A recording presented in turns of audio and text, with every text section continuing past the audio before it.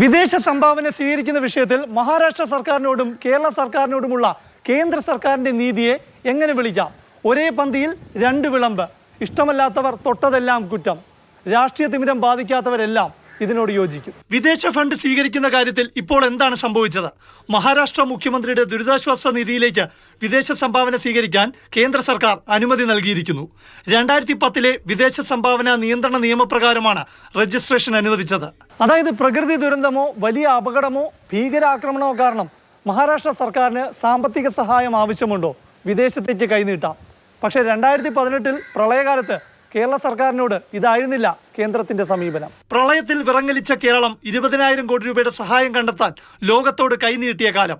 മുഖ്യമന്ത്രിയുടെ ദുരിതാശ്വാസ നിധിയിലേക്ക് 700 കോടി രൂപ നൽകാമെന്ന് അന്ന് UAE സർക്കാർ പ്രഖ്യാപിച്ചു. പക്ഷേ കേന്ദ്ര സർക്കാർ പറഞ്ഞു, നമ്മുടെ നാട്ടിലെ ദുരന്തത്തിനുണ്ടായ നഷ്ടം നേരിടാൻ വിദേശിയുടെ സഹായം വേണ്ടെന്ന്. FCRA നിയമപ്രകാരം കേരളത്തിന്റെ CMDRFന് രജിസ്ട്രേഷന് നൽകിയില്ല. വിദേശ ഫണ്ട് ആഭ്യന്തര സുരക്ഷയെ ബാധിക്കുമെന്നതാണ് കേന്ദ്ര ആഭ്യന്തര വകുപ്പ് എതിർക്കാനുണ്ടായ കാരണം. പക്ഷേ മുഖ്യമന്ത്രിയുടെ നിയന്ത്രണത്തിലുള്ള ഫണ്ടാണ് CMDRF, അല്ലാതെ NGO സംഘടനയല്ല. 2018 കാരണം നിരത്തി കേരളത്തിന് നിഷേധിച്ചത് ഇപ്പോൾ മഹാരാഷ്ട്രയ്ക്ക് കേന്ദ്രം നൽകിയ രജിസ്ട്രേഷനാണ്. BJP ഭരിക്കുന്ന കേന്ദ്ര സർക്കാരിന് രാഷ്ട്രീയ പക്ഷപാതമെന്ന സംസ്ഥാന സർക്കാരിന്റെ ആരോപണത്തിന് കരുത്തു പകരുകയാണ്. അതിനാൽ രാഷ്ട്രീയമായി തുറന്നു കാട്ടാൻ ധനമന്ത്രി രംഗത്ത്.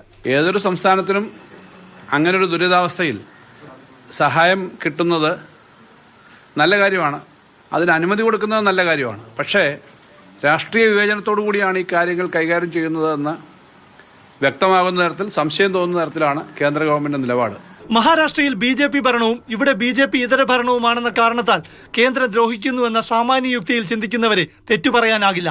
പ്രളയത്തെ ദേശീയ ദുരന്തമായി പ്രഖ്യാപിച്ചില്ല. വയനാട് ഉരുൾപൊട്ടൽ ദുരന്തത്തെയും ദേശീയ ദുരന്തമാക്കിയില്ല.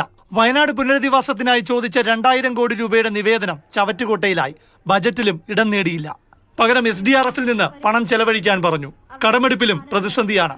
വിദേശ സംഭാവന വിഷയത്തിലെ ഇരട്ട നീതി വിശദീകരിക്കാൻ BJP പാടുപെടും. അതിന്ന് കണ്ടു. ഓരോ സംസ്ഥാനത്തിന്റെയും സാഹചര്യങ്ങൾ വ്യത്യസ്തമായിരിക്കും. നമുക്ക് അക്കാര്യത്തെ കുറിച്ച് സംസാരിക്കാനുണ്ട്. അല്ല, നിങ്ങൾ ഈ നിലമ്പൂരിനെ സംബന്ധിച്ച് എന്തെങ്കിലും കേരളത്തെ കേന്ദ്രം അവഗണിക്കുന്നുവെന്ന് നിരന്തരം ആരോപിക്കുന്ന LDFന്റെ വാദങ്ങൾക്ക് കരുത്തു പകരുന്നതാണ് കേന്ദ്ര സർക്കാരിന്റെ ഇപ്പോഴത്തെ നിലപാട്. കേരളത്തിൽ നേട്ടമുണ്ടാക്കാൻ കിണഞ്ഞു ശ്രമിക്കുന്ന BJPക്ക് ഈ തെരഞ്ഞെടുപ്പ് കാലത്ത് വിഷയം പ്രതിരോധിക്കാൻ നല്ല പാടുപെടേണ്ടി വരും. പ്രശാന്ത് കൃഷ്ണ, മാതൃഭൂമി ന്യൂസ്, തിരുവനന്തപുരം.